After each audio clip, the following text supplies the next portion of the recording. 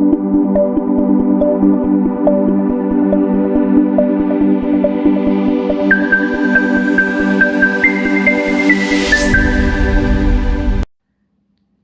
everyone, my name is Rashmi Samant and today I will discuss about the topic gout. Gout is basically a joint disorder. Definition: a form of arthritis characterized by severe pain, redness and tenderness in joints.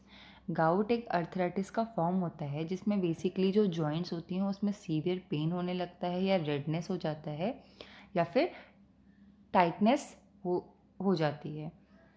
Gout is a type of arthritis that causes sudden joint inflammation usually in a single joint. Gout जो होता है वो एक arthritis का type होता है जिसमें जो जॉइंट्स होती हैं उसमें सडन इन्फ्लामेशन कॉज हो जाता है और ये बेसिकली सिंगल जॉइंट से स्टार्ट होता है. It is a metabolic disease associated with over production of uric acid. ये एक मेटाबॉलिक डिजीज़ होती है जो कि बेसिकली यूरिक एसिड के ओवर प्रोडक्शन की वजह से हो जाती है. इसीलिए गाउट को हम लोग हाइपर यूरिसीमिया भी बोलते हैं क्योंकि इसमें यूरिक एसिड का जो कंसनट्रेशन होता है ब्लड में वो बढ़ जाता है. नेक्स्ट पॉइंट है टाइप ऑफ गाउट्स. बेसिकली जो गाउट होता है वो 4 टाइप का होता है. फर्स्ट है primary gout. It is an inborn error of metabolism of purine due to over production of uric acid. इसमें किसी भी न्यूबॉर्न बेबी में इनबॉर्न एरर होता है और कुछ एंजाइम्स की डिफिशियंसी की वजह से वो प्रॉपर वे में प्यूरिन का मेटाबॉलिज्म नहीं कर पाते हैं जिस वजह से यूरिक एसिड का ओवर प्रोडक्शन हो जाता है. It is mostly related to increased synthesis of purine nucleotide. और बेसिकली प्राइमरी गाउट में जो प्यूरिन न्यूक्लियोटाइड होते हैं उनकी सिंथेसिस बहुत ही ज़्यादा बढ़ जाती है. नेक्स्ट है secondary gout. Secondary gout is due to serious disease causing increased synthesis और decrease excretion of uric acid. Secondary gout किसी भी सीरियस डिजीज़ की वजह से होता है और इसमें जो यूरिक एसिड की सिंथेसिस होती है वो इंक्रीज़ हो जाती है और उसका एक्सक्रीशन होता है जो बॉडी से वो डिक्रीज़ हो जाता है जिस वजह से यूरिक एसिड का कंसनट्रेशन ब्लड में बढ़ जाता है और हमारे जॉइंट्स में इन्फ्लामेशन हो जाता है. थर्ड वन है पॉली आर्टिकुलर गाउट. ये एक तरीके का सीवियर गाउट होता है जो कि एक टाइम में ही बहुत सारे जॉइंट्स को अफेक्ट करता है, इसीलिए इसको हम लोग पॉली आर्टिकुलर गाउट भी बोलते हैं. लास्ट वन है स्यूडो गाउट. स्यूडो गाउट में बेसिकली जो भी जॉइंट्स में इन्फ्लामेशन होता है उसमें जॉइंट्स में कैल्शियम पायरोफॉस्फेट का डिपोजिशन हो जाता है. इसमें यूरिक एसिड का कोई भी इन्वॉल्वमेंट नहीं होता है, इसीलिए इसको स्यूडो गाउट बोला जाता है. Etiology. Gout is caused by too much uric acid in the blood stream. अगर हमारी ब्लड स्ट्रीम में यूरिक एसिड बहुत ही ज़्यादा होगा तो उस वजह से हमें गाउट हो जाता है. Accumulation of uric acid crystals in tissues of the body and joints. और इसमें जो यूरिक एसिड के क्रिस्टल्स होते हैं उनका एक्यूमुलेशन बॉडीज़ की टिश्यू में या फिर जॉइंट्स में हो जाता है. थर्ड पॉइंट है caused by an elevated blood uric acid level include genetics, obesity, chronic decrease renal function, certain medications like diuretic. अगर हमारे ब्लड में यूरिक एसिड का लेवल बढ़ जाता है वो कुछ रीजंस की वजह से हो सकता है, मतलब जेनेटिक डिफॉल्ट्स की वजह से भी हो सकता है, इनबॉर्न एरर की वजह से, ओबेसिटी, या फिर अगर रीनल फंक्शन प्रॉपर वे में नहीं हो रहा है या कुछ मेडिकेशंस होती हैं फॉर एग्जांपल डाययूरेटिक, तो उनका यूज़ करने की वजह से भी ब्लड में यूरिक एसिड का कंसनट्रेशन बढ़ जाता है. Gout is more common after surgery, trauma and dehydration. Surgery, trauma या डिहाइड्रेशन के बाद भी हमारी जॉइंट्स में पेन अराइज हो जाता है और गाउट जो होता है इन केसेस के बाद बहुत ज़्यादा कॉमन होता है. लास्ट पॉइंट है लाइफस्टाइल चेंजेस. इसमें अगर हम लोग अल्कोहल कंजम्पशन कर रहे हैं तो वो बेसिकली यूरिक एसिड के रिमूवल में इंटरफेयर करता है बॉडी से और उसका रिमूवल प्रॉपर वे में नहीं होने देता है, या फिर अगर हम लोग हाई प्यूरिन रिच डाइट का इंटेक करें तो वो भी बॉडी में यूरिक एसिड के जो कंसंट्रेशन होता है उसको बढ़ा देता है.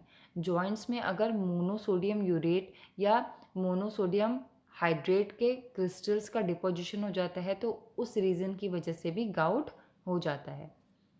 Sign and symptom. In the case of gout हमें सडन जॉइंट पेन हो जाएगा, हमारे जॉइंट्स में स्वेलिंग या फिर स्टिफनेस हो जाती है. Heat in the affected area, joint redness. In the case of gout, जो हमारे जॉइंट्स होते हैं उसमें हीट का प्रोडक्शन हो जाता है इन्फ्लामेशन की वजह से और जॉइंट में रेडनेस हो जाती है। Gout can also affect the foot, knee, ankle, elbow, hands, and nearly only joint in the body. Multiple joints may be affected at the same time. Gout के केस में मल्टीपल जॉइंट्स भी एक time में affected हो जाते हैं और gout basically foot, ankle, नी, elbow और हैंड्स के जॉइंट को ही अफेक्ट करता है। टोफी ये एक ऐसी कंडीशन होती है, इसमें हार्ड नोड्यूल फॉर्म हो जाता है अंडर द स्किन। बेसिकली ये जो हार्ड नोड्यूल होता है इसमें यूरिक एसिड का डिपोजिशन हो जाता है। जो टोफ़ी कंडीशन होती है वो बॉडी के अलग अलग लोकेशंस में पाई जाती है, जैसे कि एल्बो या फिर अपर एयर कार्टिलेज में या फिर किसी भी बोन की सरफेस में। टोफ़ी कंडीशन का मतलब ये होता है कि हमारे ब्लड में बहुत ही लॉन्गर पीरियड ऑफ टाइम तक यूरिक एसिड का लेवल बढ़ा हुआ होता है। Pathogenesis in the case of gout basically दो तरीके से पैथोजेनेसिस होती है। Hyperuricemia of metabolic origin in the 10% of cases जो गाउट होता है वो यूरिक एसिड के ओवर प्रोडक्शन की वजह से होता है। इसको हम लोग 2 टाइप्स में डिवाइड करते हैं, प्राइमरी मेटाबॉलिक गाउट और secondary metabolic gout. Primary metabolic gout का मतलब होता है इसमें इनबॉर्न एरर्स की वजह से कुछ एंजाइम्स बॉडी में एब्सेंट होते हैं, जिस वजह से प्यूरिन का मेटाबॉलिज्म प्रॉपर वे में नहीं हो पाता। सेकेंडरी मेटाबॉलिक गाउट में प्यूरिन की जो बायोसिंथेसिस होती है वो इंक्रीज हो जाती है और बॉडी में ग्लूकोज 6 फॉस्फेट की डिफिशियंसी हो जाती है। इन the case of hyperuricemia of renal origin about 90% of cases of gout होते हैं बेसिकली यूरिक एसिड का अगर रीनल एक्सक्रीशन प्रॉपर वे में नहीं हो पा रहा है, मतलब अगर किडनी में कोई भी फेल्योर है और प्रॉपर वे में यूरिक एसिड बॉडी से बाहर नहीं जा पा रहा है, उस केस में यूरिक एसिड का कंसंट्रेशन ब्लड में बढ़ जाता है और हमारे जॉइंट्स में इन्फ्लामेशन कॉज हो जाता है। डायग्नोसिस बेसिकली गाउट के केस में हम लोग ब्लड टेस्ट करते हैं। इसमें हम लोग ब्लड में यूरिक एसिड का जो लेवल होता है उसको मेज़र करते हैं। जॉइंट फ्लूइड टेस्ट करते हैं, इसमें जो भी जॉइंट्स होती हैं अफेक्टेड वहाँ पे जो भी फ्लूइड का कलेक्शन हो जाता है उसको हम लोग with the help of needle collect करते हैं और उसको एग्जामिन करते हैं और ये चेक करते हैं कि यूरेट के क्रिस्टल्स प्रेजेंट हैं या नहीं।